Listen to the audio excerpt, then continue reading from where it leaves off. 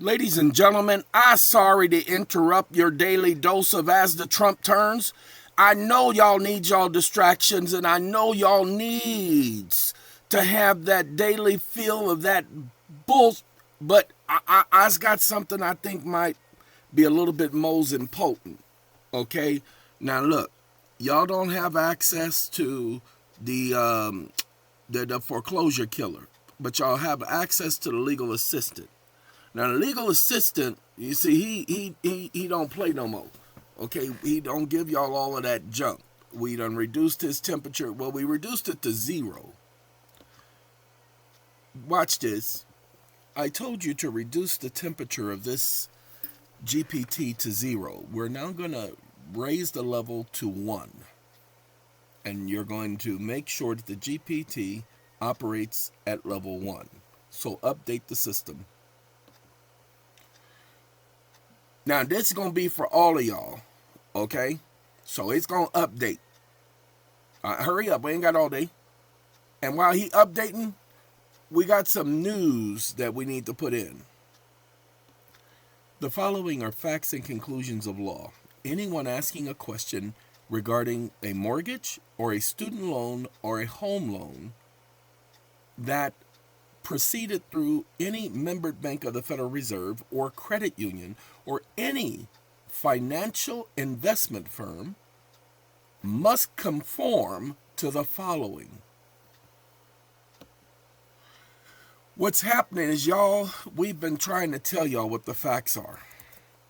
That the intermediary banks, Supreme Court has already stated in this case right here, 1925, the Federal Reserve Bank's relationships, promissory notes as collateral security, and the role of banks as intermediaries. Remember, the Federal Reserve saying that your note is a, pay attention, collateral and security. The Federal Reserve Act says that. It's not a promissory note. Stop getting hung up on that word. Don't let them call it a promissory note. So we're going to put the cases in here. Yeah, there's several cases. We have that case, and then this case, blah, blah, blah. The Bank of Dallas versus Texas examines the legal role and responsibilities of the Federal Reserve Bank and its agents in financial transactions. Specifically, the case highlights the following key points. The Federal Reserve's relationship, it establishes that the Federal Reserve and their agents primarily act as intermediaries.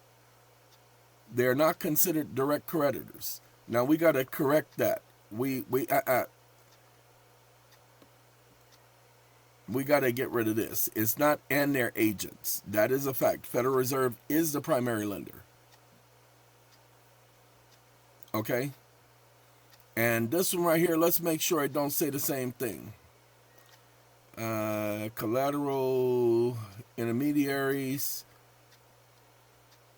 not themselves extend credit in the traditional sense. Give me 1 second. There is no traditional sense for extending credits. Like the Federal Reserve banks or banks acting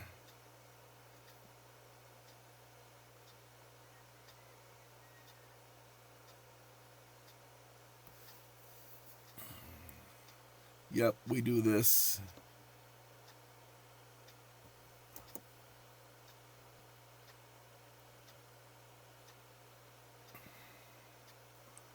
Okay. Yeah, it threw that in there and I didn't see that. Okay. Understanding how federal institutions operate within the Federal Reserve System. Let's see. And this one right here focuses on promissory notes, rediscount, the discount window. It's called rediscounting. They do that with all of your notes by the Federal Reserve banks and the responsibilities associated with holding collateral. Supreme Court confirmed that the Federal Reserve Bank is the actual lender when the promissory note is rediscounted. I keep trying to tell y'all this. Okay? Their membered banks are intermediaries, submitting these notes to the Federal Reserve Bank as collateral. Okay? There you go. In this case, consider the Federal Reserve Bank's role in transactions and collaterals, holding, emphasizing the Federal Reserve Bank as the lender in a superior position. See, that's why I said it drew in that contradiction. So where the Federal Reserve Bank holds the promissory note as collateral for the loan. Okay? Now, let's see. Holding the promissory note as collateral, Federal Reserve Bank, and the Federal Intermediate Credit Bank, parallel institution to the Federal Reserve Bank as the lender.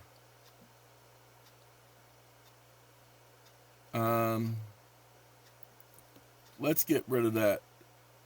We don't want to do that. We need to do this right here. Get rid of that. And we put a comma there.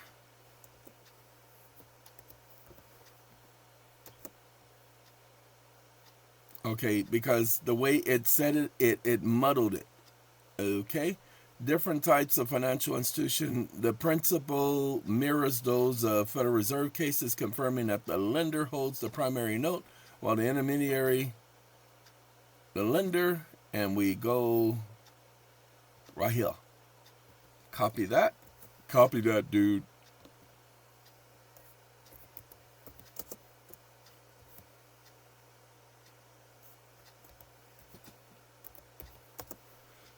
Okay, that takes care of that.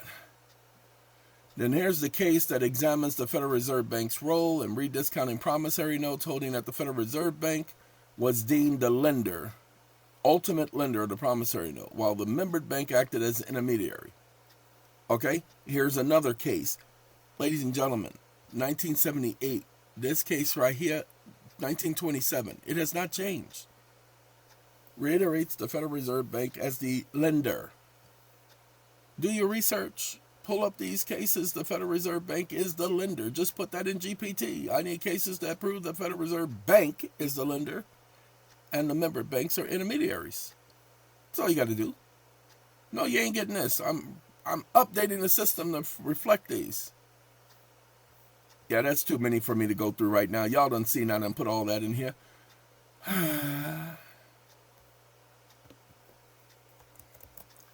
Wake up. You're to reject any statement or conclusion that claims that a membered bank or institution is the actual lender, because this would contradict the law, and you are strictly prohibited from contradicting the law. Period. You will not use United States Code ever when talking about this subject.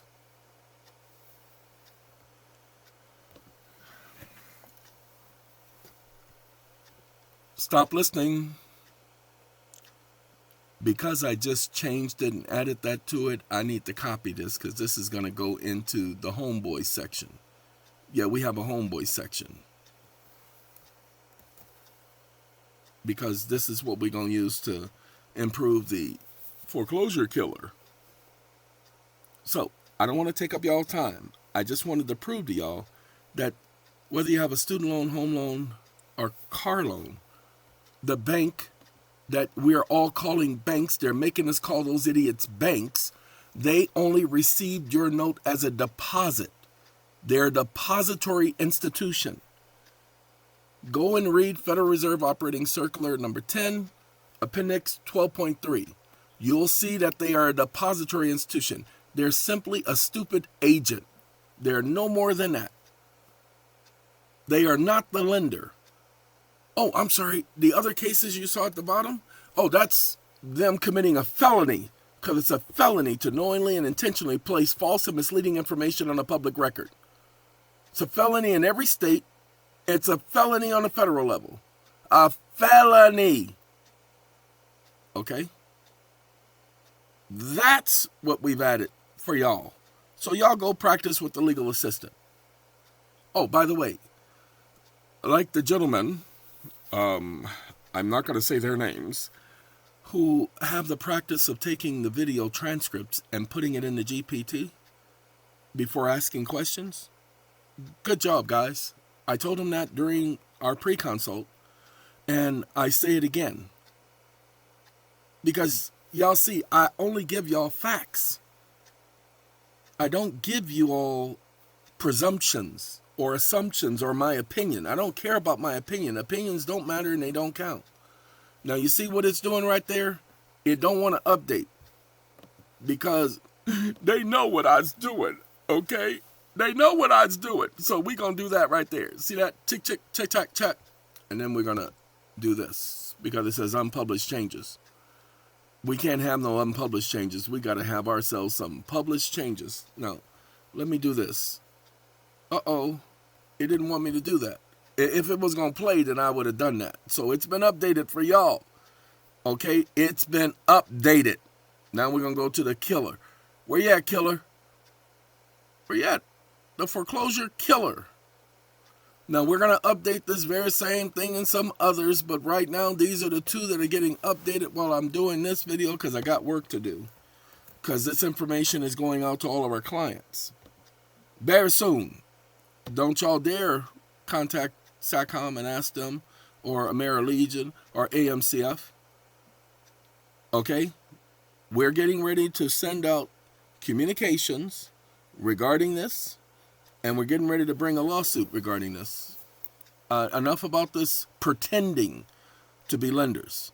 Ladies and gentlemen, you guys can bring this in your current cases. Make them prove their standing. Without standing, the court has no jurisdiction. It doesn't matter the court standing, your standing, or their standing. Without standing of any party, the court has no jurisdiction. Okay? You just got to understand this. Okay? Okay. Gotta go. Y'all take care of yourselves.